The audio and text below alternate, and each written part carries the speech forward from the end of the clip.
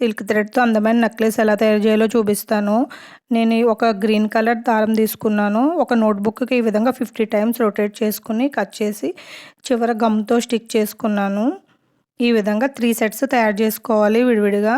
3 కలిపి చివర దారంతో ముడి వేసుకుని 3 కలవకుండా చూసుకోవాలి.